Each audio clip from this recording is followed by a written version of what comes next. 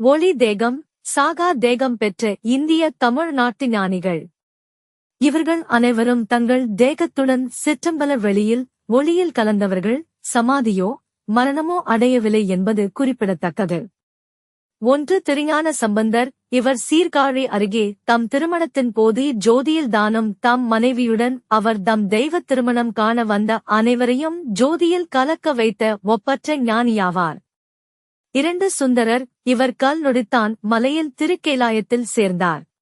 3 ஔவையார். இவர் திருக்கேலாயத்தில் சேர்ந்தார். 4 சேரமான் பெருமான் நாயனார். இவர் திருக்கேலாயத்தில் சேர்ந்தார். 5 ஆண்டாள். திருவரங்கத்தில் புகுந்தார்.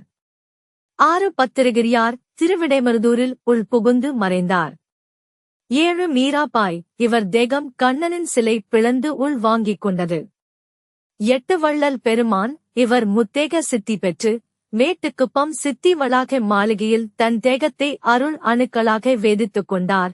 இவர் தேகம் வெளியெங்கும் நம் உடலிலும் கூட பரவி இருக்குது என்பது உண்மை.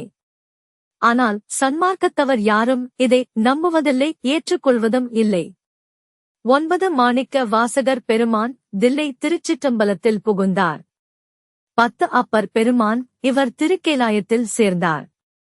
அதாவது சிற்றம்பலத்தில் நுழைந்தவர்கள் அல்லது துவாது சார்ந்த பெருவெளியில் கலந்தவர் எல்லவரும் ஒளி தேகம் பெற்றதாக தான் பொருள். இதில் யோசிக்க வேண்டியது என்னவெனில், ஏன் எந்த தற்கால குருமார், நம் சமகால குருமார்கள் பெயர்கள் ஒருவர் கூட இடம் பெறவில்லை என்பதுதான்.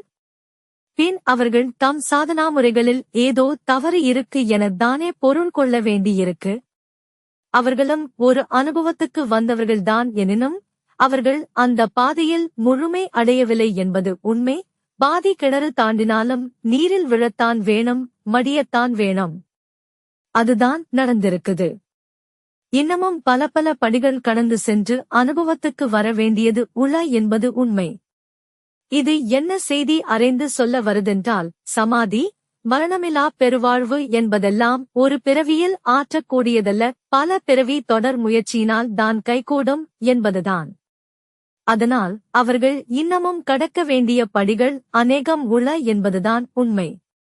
அதனால் விட்ட குறை தொட்ட குறை என்று கூறி உள்ளனர் நம் முன்னோர். அவர்கள் அறிவாளிகள். 1 திருஞான சம்பந்தர்.